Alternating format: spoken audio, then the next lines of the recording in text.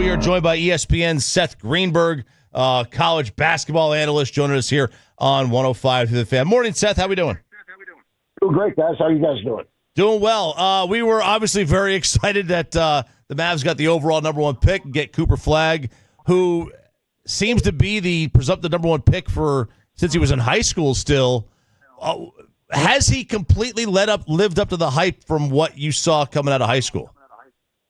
I think he's exceeded it because the microscope he was under, the expectation was so incredible. And then obviously the way he played against the U.S. Olympic team in those exhibitions and practices, in Vegas, the expectation was special. He kind of worked his way into it, but what he is he's got an incredible skill set. He's an incredible teammate. He's got versatility. So people were caught up early. Well, can he shoot the three? He's not. He does what needs to be done. He takes what the defense gives him. He makes the game easier for everyone else. So, I think that if you look at his game, especially for your team, he's built for this, and he's built for the role he could play potentially, obviously, with Mavs when they selected probably number one. So, would he be best suited with a big or somebody who's a primary ball handler in terms of like the other players around him? I think he can play with anyone. I mean, if Kyrie's healthy, obviously when he's on the floor, he's going to be a primary ball handler, but he can be a secondary ball handler. You can run your offense through him. He's got a little Scottie Pippen in his game. He's got a little Tatum in his game. He's got a little Grant Hill potentially in his game. But, you look at the Mavs roster, and I said this yesterday, there's more pressure on him at Duke this past year, being the number one player in high school, coming in and being the focal point of everything. There was more pressure on him there probably than, with this Mavericks team, because he's got three all-stars complementing him. I mean, when Kyrie's healthy, he's got one of the most dynamic, ball guards in basketball. Obviously, Clay's one of the elite shooters in the history of the game. And then AD, you've got Derek Lively, a guy, obviously another Duke guy. When he gets healthy, he's like a missing piece. So they're not going to have to rely on him. He's going to play off of these guys, but he's got an incredible feel. He's so easy to play with, yet he's so versatile and can impact the game in so many different ways. ESPN college basketball analyst Seth Greenberg joining us here on 105 through the Fan, former head coach at Virginia Tech. Coach, when you look at his game and the way that it translates, and we're all trying to figure out, all right, how big of a risk is this? How much is he just the safe pick versus how much potential there is that he can tap into? Just from the idea of his floor, his very bottom and what he is coming into the league right now, would you classify him as a safe pick, a guy who, like, hey, at the very minimum, you're getting a contributing NBA starter here?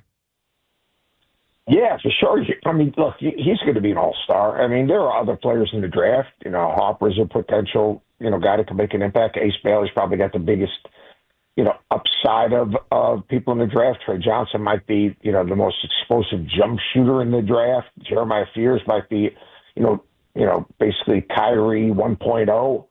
But this is the only selection that the Mavs can make. And it's the same thing. You guys you can't evaluate him and micro-evaluate him, game to game. You got to evaluate him, what's his potential. He's 6'8+, with a 7-foot wingspan, with tremendous defensive range, incredible basketball IQ. Now, can he hit a spot and just elevate up?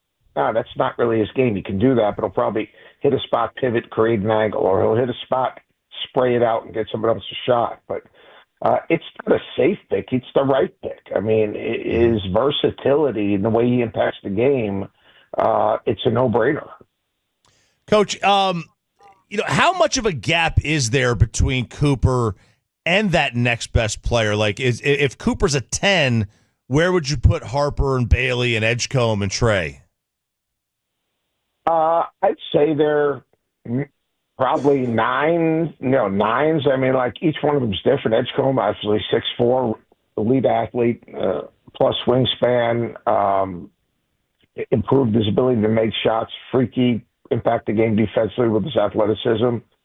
Trey is just so good on and off the ball in terms of more off the ball as a cutter and a shot maker and things of that nature. Harper, they all had questions. Like Harper, can he shoot it well enough? Shot it okay yesterday in the drills.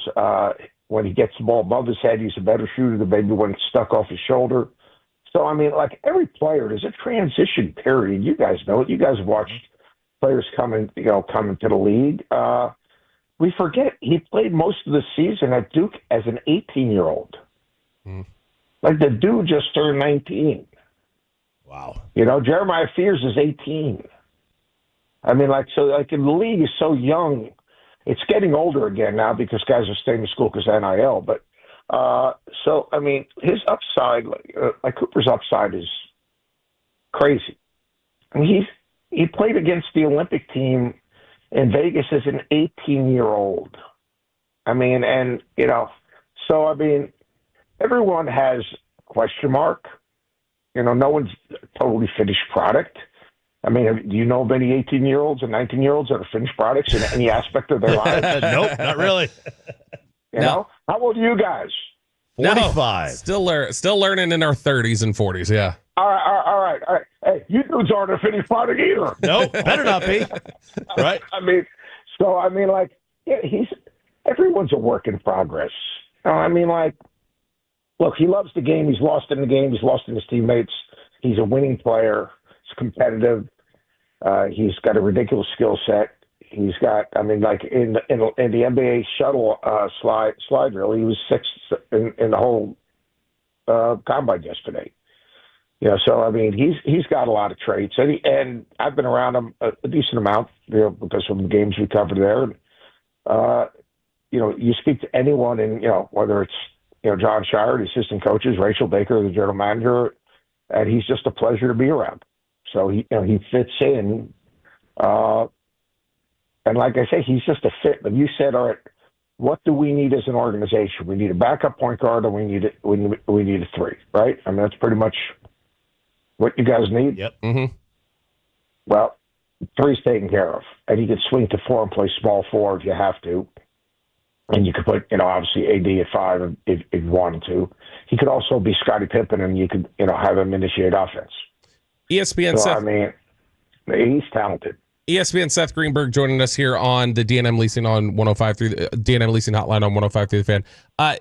Seth, when you look at you mentioned there the way that he played, with Team USA and different things like that, and obviously he went viral last year for the way that he performed in the Team USA scrimmage against pro players. When you look at that, is that something that you can actually extrapolate to, or is that just more for viral buzz? Like was that made more of that than was actually there, or do you look at something like that and go no, that shows that he's ready to hang with guys right now? Yeah, I mean, it shows that his potential when he's playing at his highest level, that he can play. He can hang with guys right now. Is he going to have nights where he struggles? He's 19 years ago, but.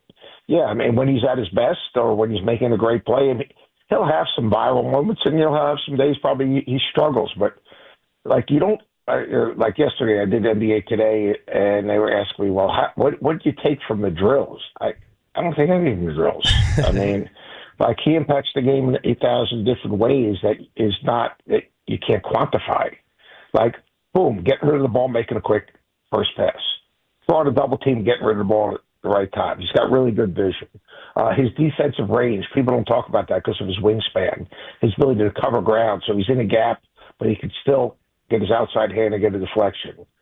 So, I mean, to me, the Olympic experience, I mean, there was some viral plays. I'm sure there was some bad plays, but you don't show them. We're not showing them on SportsCenter. We're not showing the turnovers. But he also, what you saw is, you go, woo. He's 18 years old. Come on, man. I mean, he's just scratching the surface. I mean, the guy's, I don't even know he shaves yet. Seth, this may be an impossible question to answer, but have you noticed, how Shire has prepared players for the NBA versus Coach K, and how that's gone? What kind of coach Shire has been in terms of the preparation for the next level? Yeah, I've been in a lot of their practice. He's really good because he plays out of concepts. He does a really good job teaching concepts, and they drill concepts, and they drill reads. They drill short rolls. They drill short rolls as him as a ball handler, also him as a short roller and a playmaker. Their practices have good pace.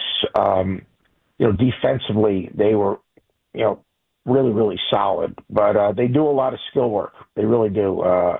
And they do good skill work. They don't do BS skill work where, it's a drill for drill's sake. They do, stuff that's transferable. So, and you have to, if you're John Calipari, if you're John Shire, look, you have to do that now. You have to, because you're working on two things. You're working on, obviously, how are you going to use this player to give your team the best chance to win, and you're also doing it, obviously, to help your guy become the best version of himself. So that's just one of those things you have to do. And John's a really good coach. I mean, I know that Duke fans are losing their mind. You know what? Coach K lost some bad opening round games. So, John's gotten last year to back-to-back, I think, Elite Eights or Sweet 16. He's really, really good. And he's got a great way about it where he can challenge his team and yet, be relatable. Coach, you mentioned a few minutes ago about NIL and how that's keeping guys in school longer. Just kind of dovetailing off to that really quickly, away from Cooper Flagg specifically. What do you think right now in terms of at the college basketball level is the biggest benefit the game is receiving overall to the NIL experience? And what do you think is the thing that, hey, college has got to figure this aspect of it out in order for this to be really sustainable and beneficial moving forward? Yeah, more guys are staying in. Teams are getting older now. Obviously, it's like trading places. Looking good, Billy Ray. Feeling good. Boom, I'm going to another school. It's good that we're keeping these guys. It's not sustainable what we're doing. We've got to have guidelines. We've got to have contracts. We've got to have buyouts. Guys can't. This is not Monopoly where you pass go and you collect $200 every time. I mean, you've got to find a way to have an accountability also on the player side. I coached for 33 years, 22 as a head coach. I changed jobs 3 times. Every time I left, I had to pay out. I had to buy out. That's the way it is. If people are going to invest millions of dollars, those eliminate the rev share. Those people that are investing in these programs, they're going to have donor fatigue, and they're going to have, these guys didn't get extremely wealthy unless you're just crazy, stupid, monopoly money wealthy. You want a return on your investment. And if guys, you're school 1 year and then gone the next year, a successful business person is going to look at that and say that's a bad investment. So we have to find some guardrails. We've got to find a way to get contracts. We've got to get education back in the equation. No one talks about education. The agents getting 20%. That's ridiculous.